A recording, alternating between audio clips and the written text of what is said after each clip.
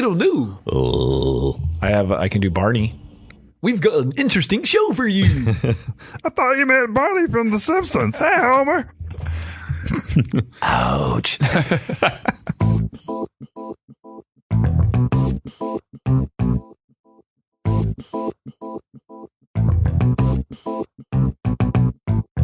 Dudes to Dads is a podcast to help men understand and navigate the transition of being a single dude into a family man. How do we make sense of it all? Well, we probably won't be able to, but let's go ahead and have some fun trying.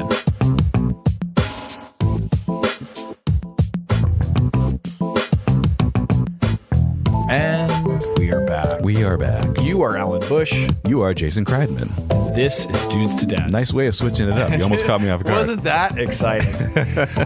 The whole thing, I got to do it different. Yeah, you gotta keep the mind fresh. How you been? Great. Yeah? Things are good. Yeah. Exciting? Exciting. Lots going on. Lots happening, but all the good stuff. That's good. You look like a little bit more energized this week. I do have some more energy. Been drinking a lot more water, getting healthier. Nice. You know, right now I'm drinking more water. Your eyes are so white. Yeah, exactly. My eyeballs. I give eyeball whitener. Yeah. Got an interesting show. Yeah. We always do. It's always interesting. This one is how to speed up your kids. Okay, so Does that they make gotta sense? fast forward them. Yes. So this came about because I was in a situation with my children. Yeah. Actually, I have this situation almost every day. And that it's going to school. Shoe related. Well, yeah. So this is going to school. Uh-huh. This happened with my son, and now it's happening with my daughter, because it usually happens. I started researching it a little more because I'm like, I've got to figure out how to deal with this issue. So this is why this happens, which is great. That's why I love the show, because it forces me to go, you know what? I'm having an issue in this area. Let me talk about it on the air. Let me talk about it, and how can I solve it, or how can I deal with it? For sure. So it usually happens within preschool and kindergarten age. And what it essentially is the child is just slow. Okay, just Slow by nature moving. of being Slow moving. Okay, yeah, not like slow mentally, but slow. No, moving. nothing. Yeah, I'm not talking about mentally challenged or anything like that. I'm talking about just the not moving as fast or doing what you need to do to them to do quick enough. Sure. And oftentimes it's going to school. But it's not all the time. I mean, this can really happen at any time where you need to do something or go somewhere, or, usually it's a transition of some kind. They often can do it because of control or attention. They actually consciously will do it. But most of the time, it just seems like they're easily distracted. Right. And we know adults like that too. Yeah. I just one more thing, before I go, or even mentally, they think I can get these things done before I can get there. They're always late. Yeah. You know them. Right. Very familiar with many, many people that are like that. Right. I'm not naming names. So you friends out there who know you're like that. Yeah. That's why I'm not planning anything with you anymore. No, and as a parent too, you want to appreciate oftentimes that they're not stressful. Yeah. And that they're, laissez-faire about it. Right. But it's really hard when you're in a hurry, or when you are or when you have a type A personality. Even if you're not in a hurry. Yeah. Everything's in a hurry. Everything is a hurry. Yeah. That's really what it comes down to. So here are some things of what not to do first. Okay. Let's talk about what not to do first. Makes sense. So, well, actually, even before we get into that, are you a slower or faster person by nature? Wow. I think I vacillate between being things in a hurry and me not giving a care about how fast things move. So is what you're doing or whose importance it is have an effect on it? In other words, yes. If your girlfriend has some function, yes. Are you more likely to not be as quick? No, I'm the opposite. I'll try to be quicker if someone is contingent on me being quick about it. So I'll move a lot quicker if I need to. If I don't need to, however, if it's your own thing, if it's open-ended, I'm going to be late to the party. Let's put it that way. Well, that's open-ended. But if somebody says, "Hey, it's 7:00," yeah, if they say you really need to be here by 7:00, you'll be there. For example, I have to teach the last week. And so I know I have to be there at a certain time because people are depending on me. So I'll get there early. Okay. Whereas like work, ironically, the times are a little bit more lax. So I don't get ready as quickly. I may hit snooze a couple times, and and then I get to work. I mean, I get there on time, but I don't. But it's not like I have to be there early, bright and early, and get the things done. Right. It's really if someone is contingent on me being there at a certain time, and I know I have to be, right? Because otherwise, if I'm not there, things aren't going to be right. Then I will make the time, and I can move very quickly. But when it's not required. Yeah. So I move fast, whether it's required or not. Right. That's not good. I mean, I wish I didn't do that all the time, but that's definitely the case where it's always on time, always. But that we had talked about that off the air. Yeah. About our upbringing and being everything was always on time, always being able to rely on people. I mean, that's how I grew up. Yeah. And so, it's like German precision timing or something, But people know when they do deal with me, it's like I'm never late. Yeah. And if I am, something happened. Yeah. And they would be really concerned if you're late. Or if I say I'm going to do something, I do it. Yeah, exactly. Now, that's great. But yet that in itself causes stress and anxiety and those kinds of things that can be very detrimental to your health. So I don't necessarily always look at it in a positive way, but these are some things not to do. How to speed up your kids. Because I don't want to get too far on a tangent. Right. Do not tell your child to hurry up. Okay. So I'm 0 for 1. Already. Yeah. It's really only nagging and it's not going to work. And I can attest to that. Okay. It doesn't work. Right. So I need to cross that off the list of the things that I thought I was supposed to do. Yeah. Don't get angry or threaten to punish. I don't think I threat to punish, but I definitely have gotten angry out of it. Yeah. We've talked about the shoe issue. Right. Yeah, exactly. And I am thinking in this sense, in this context, I'm thinking about the mornings. Yes. A lot of that's what's coming about. I mean, there are other situations like, okay, we need to go to a party or we need to go to some function or over to the family's house or, something like that. I can see that this, this can apply as well. Yeah. So don't get angry or threaten to punish. And it was like, hey, if you're not going to lay, you're not going to whatever. It's not going to work. Yeah. And then the last do not do is don't bribe them. So it's basically the same thing as you don't want to have a consequence. Well, actually, I'll get to that. You threaten to punish them as a consequence. Right. But I mean, it's kind of the opposite of that. It's saying, okay, if you get in the car on time, I'll give you a treat. Right. It's like that's too much positive reinforcement with the wrong type of reinforcement. Right. So it's not healthy. It's not the behavior that you want to have. So we will provide some tips. So here's some tips for actually speeding them up. And these are stuff that actually does work. Okay. First one. Keep a positive tone. Hey, hurry up. Yeah. No, you can't say hurry up. Right. So basically it is... Move your little legs faster, please. Yes. Yeah. Without having that inflection in your tone. Okay, yeah. It's being positive and looking at it as a positive. I think that's about as far as I can go on that one. I'm having difficulty with that one. No, no, but you have to keep a positive tone because it doesn't help you to get mad. It doesn't help the child. We have already showed that. Sure. Being angry is not going to help the situation. Yeah. And this goes for a spouse too. Yeah. If you have a significant other who is more inclined to not be ready on time. Yeah. Same thing. Right. It doesn't work. Yeah. So you have to just tell them the wrong time. And that's really the only way you can do it. No, it's 7:30. I totally think that works. And we really need to leave at 8, but it's 7:30 we need to leave. It would work on significant others. I know it would work on me if you told me that I had to be there at 8:30. I think I've done that for you here. And then if you say 7:30. I think I did that for a meeting. We were here with somebody and I was like, oh no, 6:30. Yeah, just came, I'll be there and I'll get there at 6:35 and it really is 7. So it totally works. Okay, I'm here early. Great. I don't get mad. I'm like, that totally worked on me. The other is number 2 is maintain a consistent routine. Let them know what's coming next. So that is the sign that I've made in the mornings that shows like, here's what you do first. Here's what you do second. The routine is very, very important. It only takes 16 years for them to get the routine down.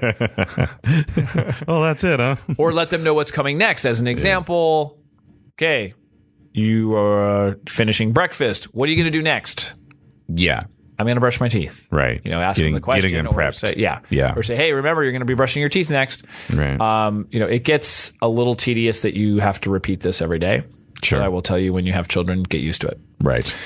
And so I made a sign that was hoping that was going to cut down on the amount of things that I need to say in the morning. I can't say that it has. It did for a little bit. Can you just like point to the sign? I do. Read the sign. Well, and we alternate. My wife and I alternate the days that we take the kids to school. Oh, okay. So we try to help each other with that. But I know she would attest this too. When it's your day, it's like, sorry, it's your day. You gotta, you try to help the other. Yeah. It's like, oh, I got the extra time. Yeah. Because it's a task. It's a task, and now they're getting there even early to do things, and so it's a lot. Right. The third one was provide warnings. So, hey, 5 minutes left for breakfast. Mm-hmm. Or, hey, we're gonna leave. We're leaving here in 5 minutes. And in fact, I was just recently at a function with my son for his class at a what do you call that? Where you go out, field trip. Oh yeah. And same thing, and it worked great. Where I said to the kids, we're doing something, and I said, hey guys, we've got 5 minutes left, and and they were all like, okay, cool. They just. It was great. No arguments. That's great. No, that's awesome. Versus me saying, hey, let's go. Come on now. Yeah. You're just because then you're just hurrying them up, and it's like, well, wait a minute. It's a lack of respect, kind of. It really is. Because I wouldn't want that. Exactly. Right. No, that's a good point, because that's sometimes where if someone's telling me, hurry up, we need to get this done now. I'm like, well, so you need to get this done now. I don't. So and that's where my attitude starts getting, I'm a very calm guy mostly, but when that happens, I'm like, wait a minute, it's not my problem. Well, I always expect things to be done right away. So I have to consciously think about that. So it's like, you got to let someone know, hey, I need this done by this time. Right. Yeah, it happens in the workplace. Absolutely. Sure. You're like, hey, listen, by Tuesday, I need this. Yeah. Versus like, hey, you need to drop everything that you're doing right now and do this meaningful task that means nothing, but it's really important to me right now. Exactly. So number 4, turn tasks into games. Mm-hmm. Which you've said that a lot in the podcast. So you make something a race, or hey, taking out the trash, make it a I had a teacher in second grade that, to get everybody to be quiet, she goes, hey, you know what? I want to see if I can hear this pin drop. Hold on. And she'd just kind of get quiet all of a sudden. She'd have literally a pin in her hand, and everybody would be like, what is she doing? And then I think I heard it. And then just like go about the lesson. Just get everybody to cooperate. The kids in like preschool through, lower grades, they have like the thing where you're like, if you can hear me, clap twice, like that. Mm-hmm. And like they all then pay attention. It's pretty interesting. So it is kind of a game in that sense too. But speeding them up, you want to like, you can make it a race. You can sing about what you're doing. You can, be funny about it. There's all kinds of stuff you can do, but you want to make it fun, So like maybe it's, okay, in the mornings it's saying, all right, now it's this time. We're going to see who can get dressed the fastest. I mean, granted, competition's not wonderful, but, but in a sense, you make yourself into that too. Yeah. And then you can even let the kids win. Sure. So it's like, all right, I'm going to get dressed before you do, and you can come out. Now, that only is going to work a couple times. Sure. I will tell you that. Yeah. They'll be like, yeah, right, Dad. Played that game before. Yeah, exactly. It didn't work then. It's not going to work now.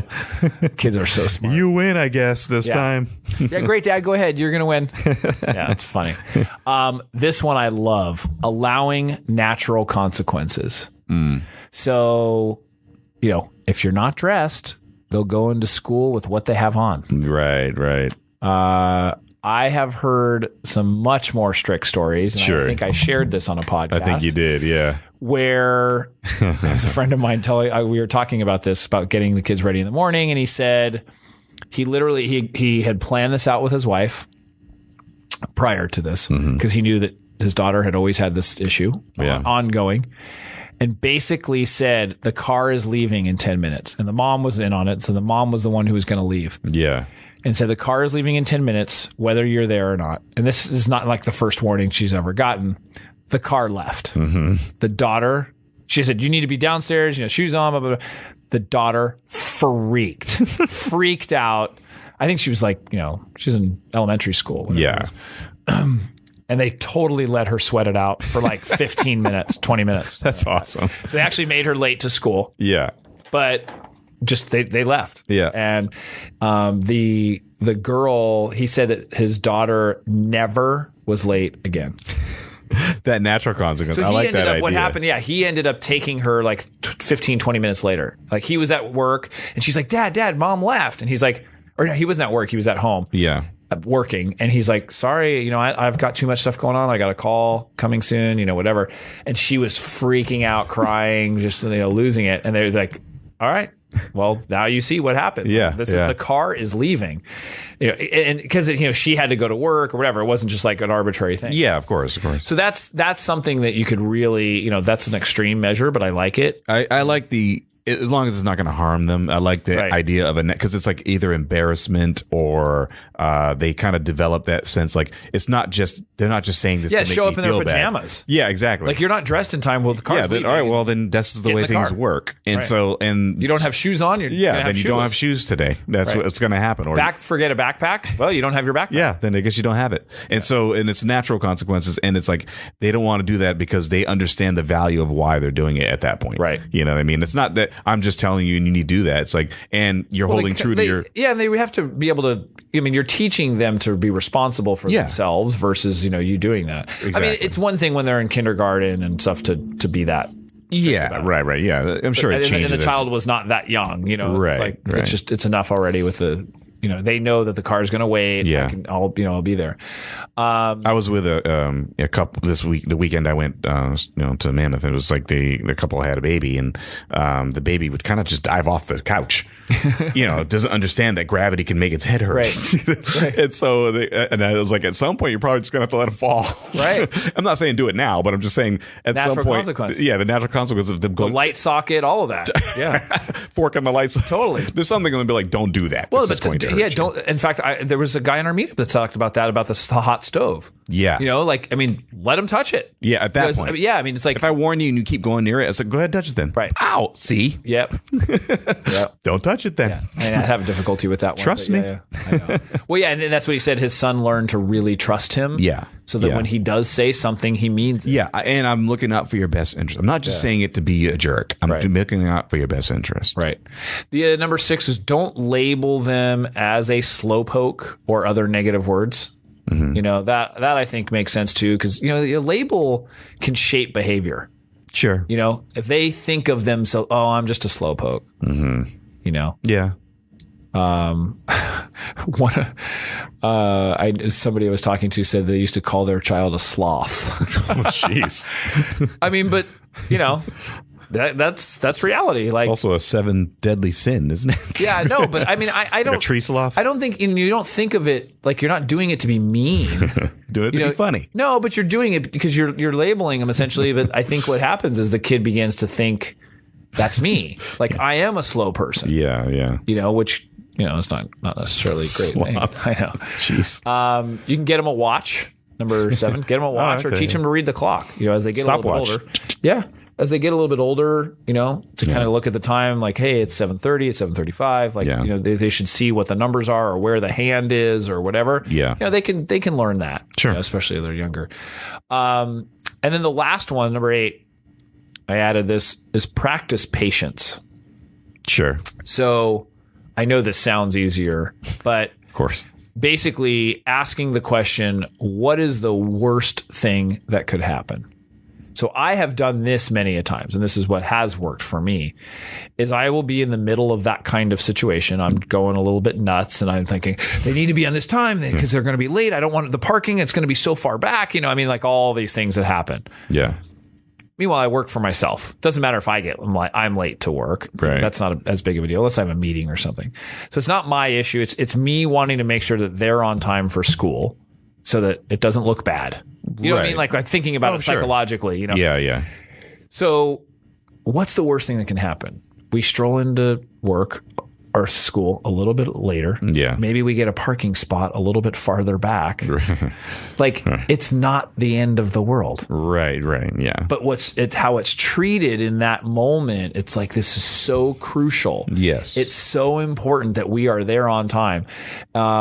and the same things for parties and everything. Because you think about it, it's like, well, it's a reflection of you. Mm-hmm.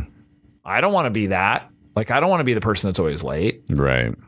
That's just me. Yeah. That's not how I operate. Yeah. And there's something to be said for that because it is being responsible and it's teaching you to be true to your word. Yeah. I wish I had more of that, to be honest with you, on some levels.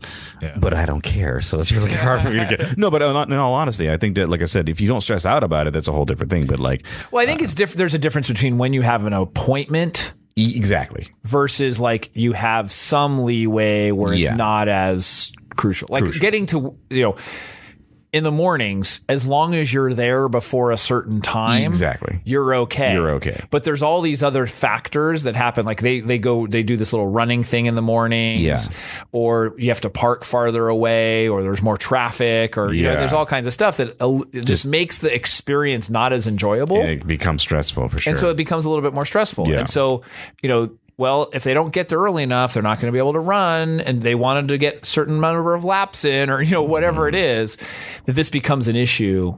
But yet, if they don't care, should I? Yeah, right. I mean, that's the question. It's like, should I care when somebody else doesn't? Can you care more than the person that it affects? Right. Yeah. Right. Is it right to? Yeah. That's the same thing with a spouse or significant other. It's I would agree with that. That you can't care about something more than they do because all you're doing is worrying about something. That's true. But I mean, then there's other extremes where it's like if they're doing something that's kind of harmful to them, they quote unquote don't care. Well, no, but but here's an example. We're kind of going off a little bit on a tangent, but it's interesting.